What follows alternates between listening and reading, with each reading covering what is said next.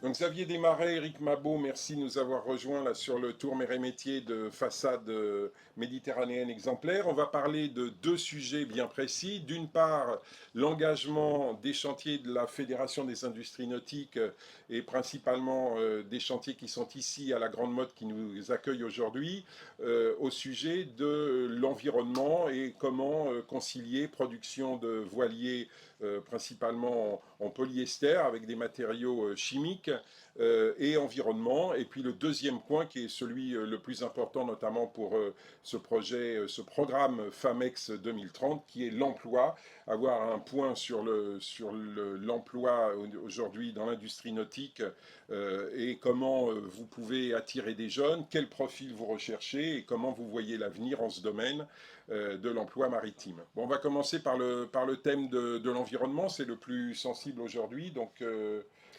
qu'avez-vous fait, vous, au niveau de votre chantier, pour vous adapter aux contraintes environnementales?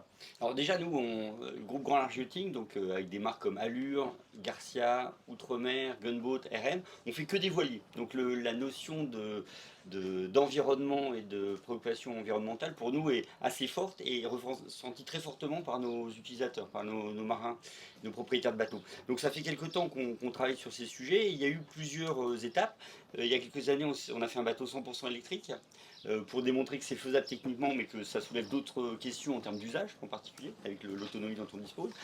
On s'est intéressé depuis quelques temps aussi à comment on peut réduire l'impact carbone de nos bateaux. Donc on a fait les ACV, on a fait des ACV de nos bateaux, donc analyse de cycle de vie.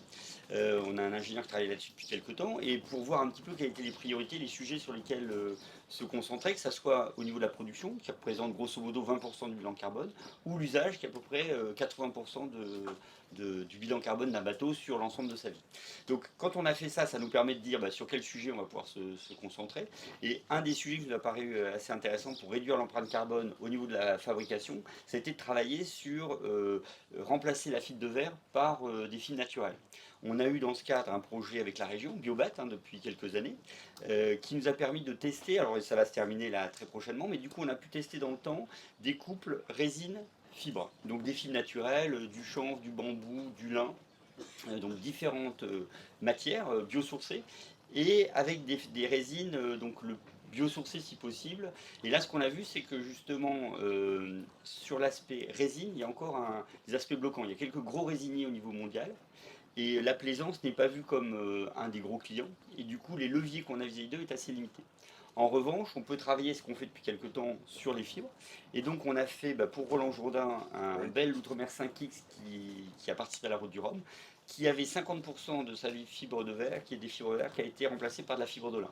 Et donc, c'était pour nous un très beau défi de faire, c'était les plus grandes pièces en lin qui étaient faites. Et le bateau a pu participer à la route du Rhum. Ça s'est très bien passé. Il a fini, d'ailleurs, il a franchi la ligne le premier. Alors après, il a fini Premier. deuxième, mais donc c'était vraiment une proof of concept super.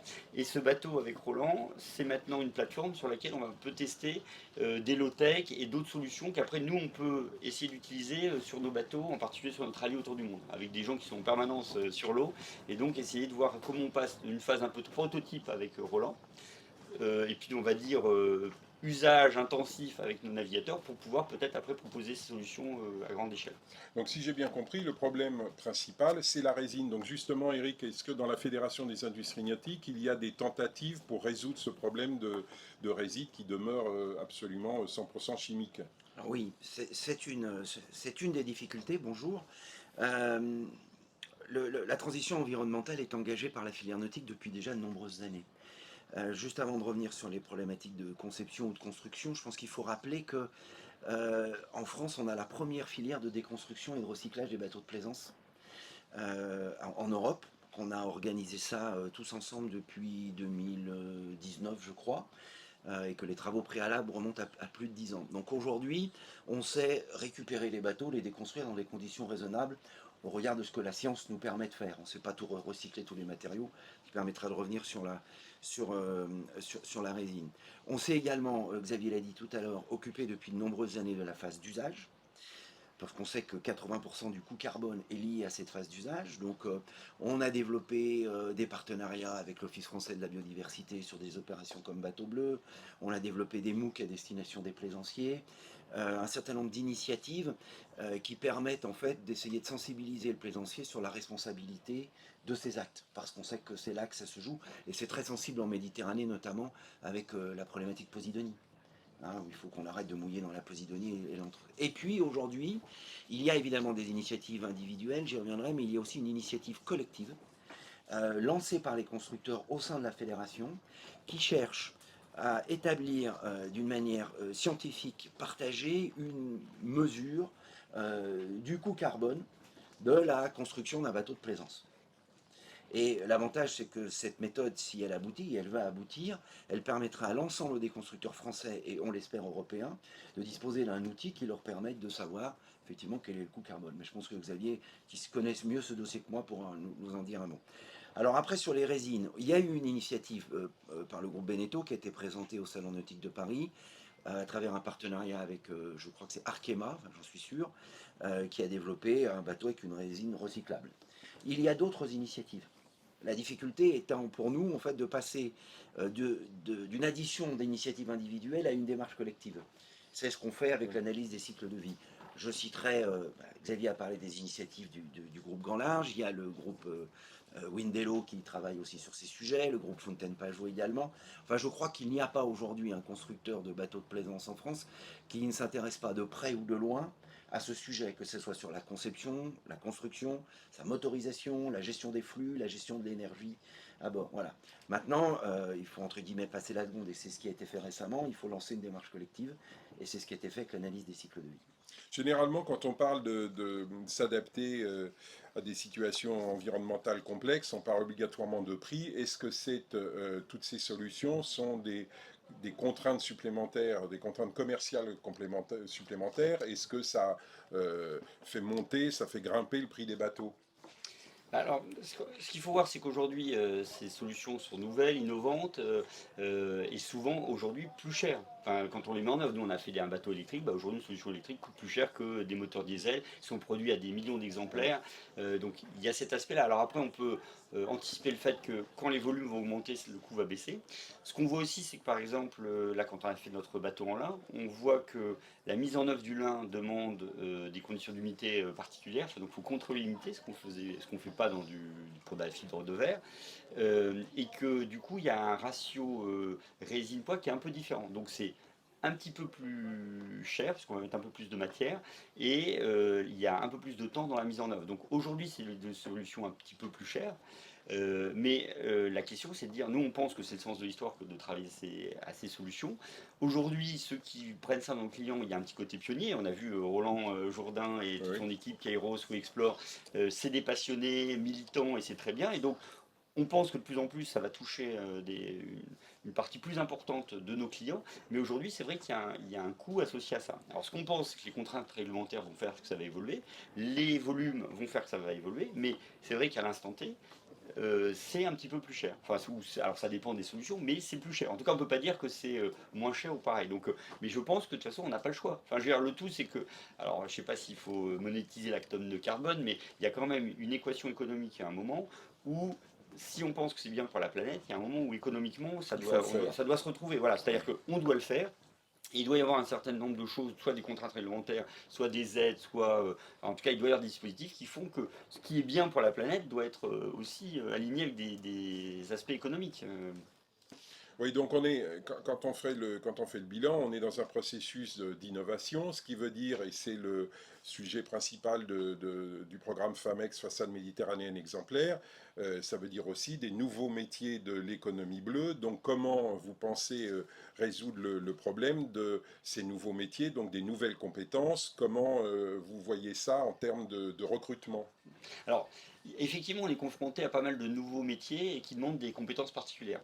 Par exemple, on travaille sur le bateau connecté. Enfin, genre, un des éléments pour bien mesurer tout ce qu'on fait, c'est avoir un bateau connecté. Donc, avec des gens qui vont analyser les données, plus d'électroniciens. Tout ça, c'est des métiers qu'on avait parfois, mais qui sont neufs pour certains. Hein. Des data scientists, pour le moment, on en avait peu. Donc maintenant, on en a. Mais donc ça, c'est une partie importante. Et c'est un peu la face émergée de l'iceberg. On voit des nouveaux métiers qui attirent beaucoup la lumière. Mais notre défi aujourd'hui, c'est pas que celui-là, c'est de trouver les gens. Et quand on en parle avec les grands constructeurs, enfin tous les constructeurs, à quasiment tout le monde a des problèmes de recrutement aujourd'hui, mais aussi d'abord sur ces métiers de base. On cherche des gens, actuellement nous on cherche 55 personnes là sur notre site de la Grande Motte, 40 en production, 15 en support. Les métiers de la production, c'est essentiellement du composite, hein, le cœur de des bateaux en composite. Donc ça, c'est aussi des menuisiers, c'est aussi des électriciens, des plombiers. Donc sur les métiers de base et sur la filière, on va dire traditionnelle, on a déjà d'énormes besoins. Et c'est un des sujets, c'est-à-dire comment on attire les jeunes vers ces métiers qui sont des métiers qui sont passionnants, où il y a plein de...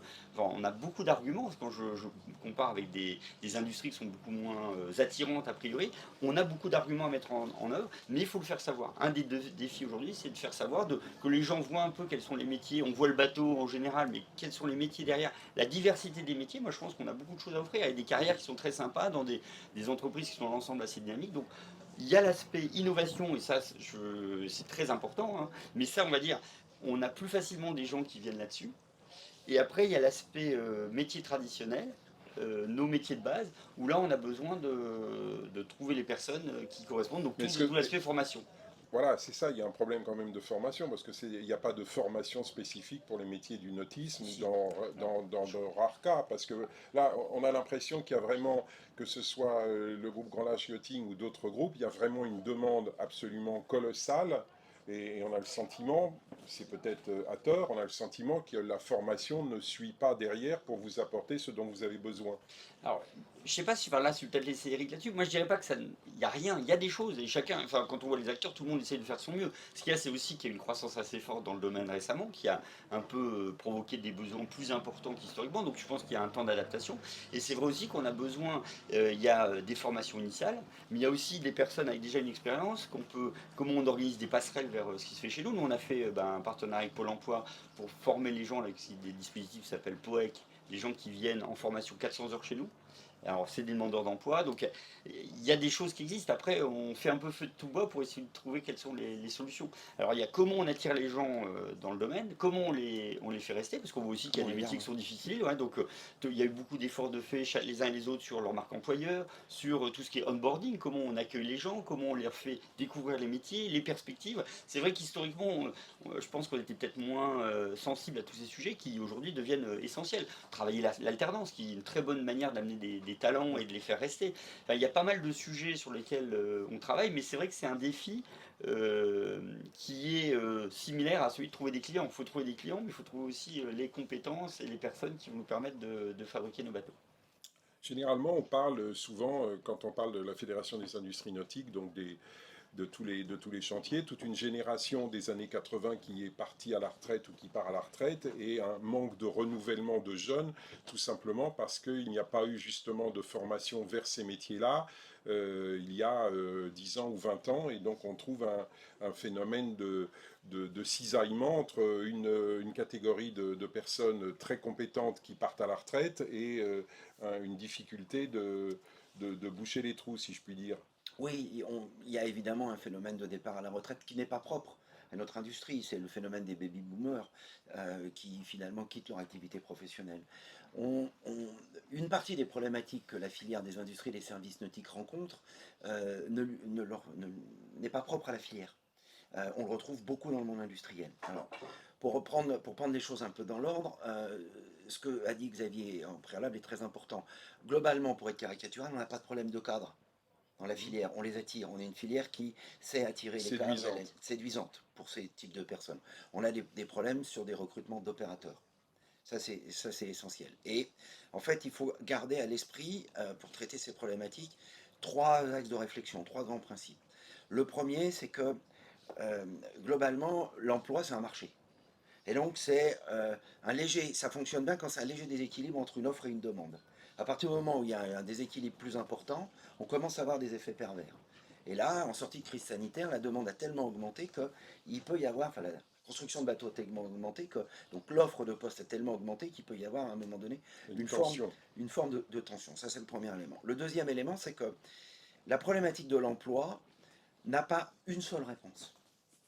Et on aurait tort de vouloir résumer trop vite la problématique de l'emploi à la problématique de la formation. On sait par exemple qu'il y a des problématiques de mobilité, qu'il y a des problématiques de logement, qu'il peut y avoir des problématiques de rémunération selon les endroits. Voilà.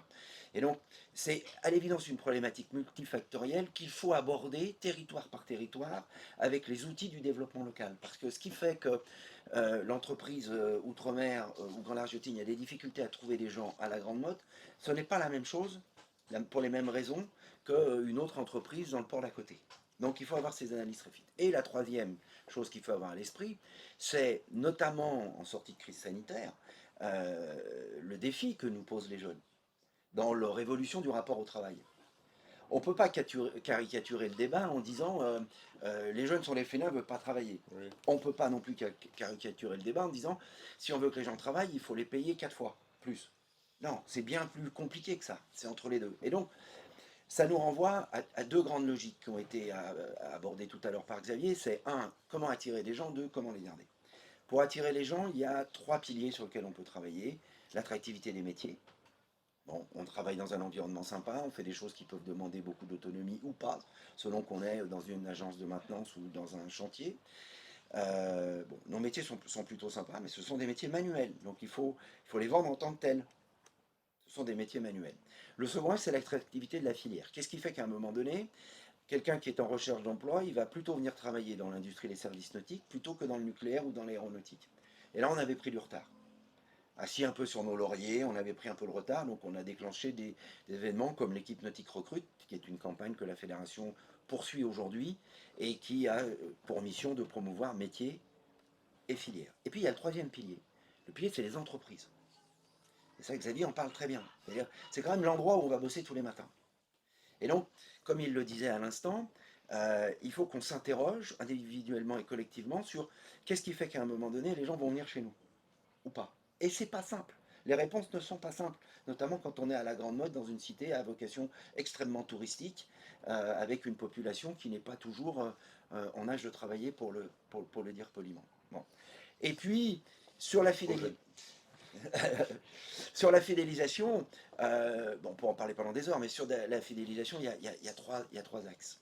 C'est ce que certains appellent la notion de sens. Ce qui ressort quand on interroge les gens aujourd'hui, c'est est-ce que ce que je vais faire, c'est utile? Donc nous, on doit apporter des réponses. Est-ce que ce que je vais faire, c'est utile? La deuxième chose, c'est est-ce que je partage les valeurs de la boîte qui m'emploie? Pardon. Est-ce que je partage les valeurs de la boîte qui m'emploie?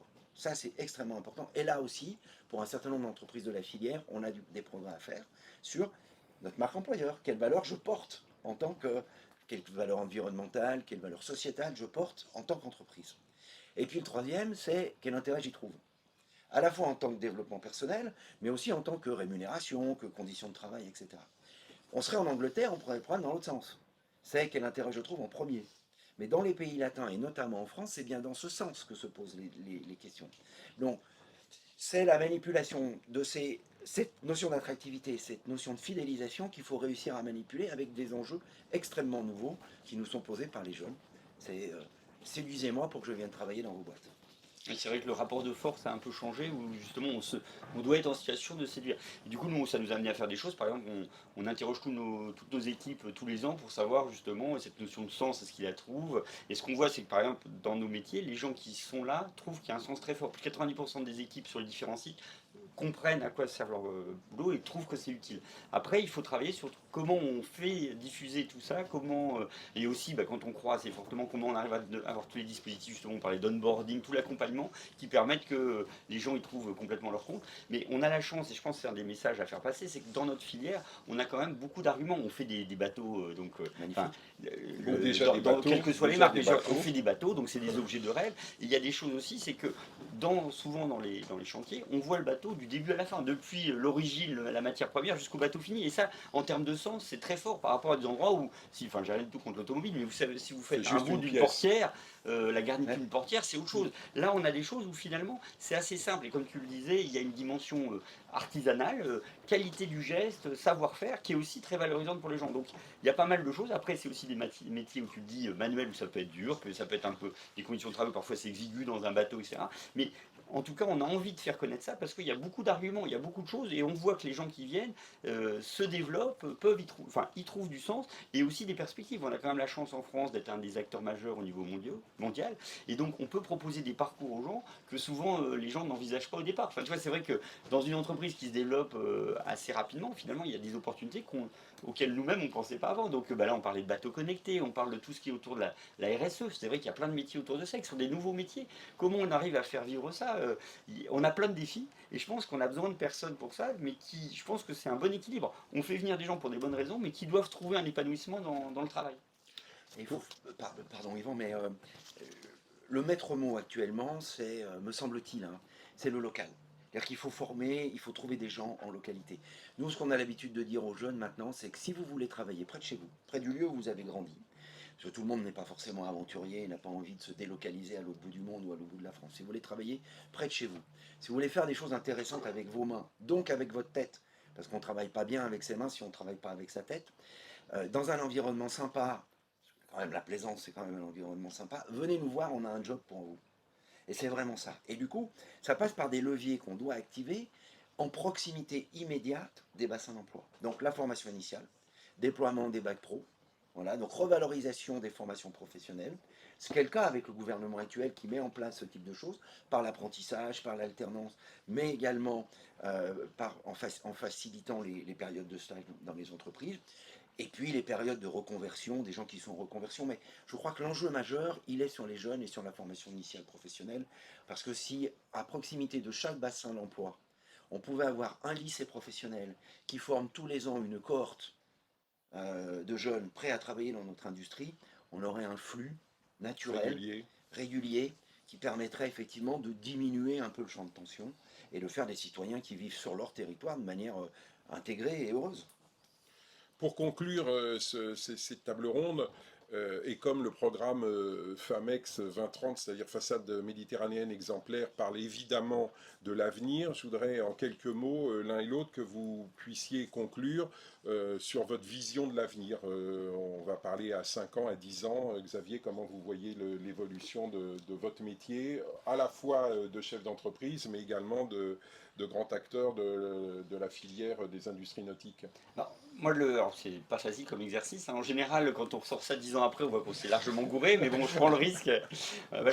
Ce qui est sûr, c'est qu'on voit que il y a des tendances de fond et sur lesquelles on doit surfer. Je pense que c'est une opportunité pour notre filière. C'est vrai que la partie RSE dont on a parlé, c'est quelque chose qui s'impose à nous, c'est le sens de l'histoire. Et donc, voilà. Alors, donc, en faisant des voiliers, avec ou finalement, quand on fait les analyses carbone, ce qu'on voit, c'est qu'à peu près quelqu'un qui vit sur un bateau en grande croisière, c'est à peu près entre 60% et 2 tiers du bilan carbone d'un Français moyen. Donc c'est quand même aussi des choses positives. Si on est sur un bateau, en autonomie énergétique, en naviguant à la voile, on est beaucoup plus sensible que la moyenne à ce qui se passe. Et c'est beaucoup plus simple de voir finalement quel est son bilan carbone. Donc ça, je pense que c'est une tendance de fond et qui va se développer, qui doit être porteuse aussi pour notre industrie.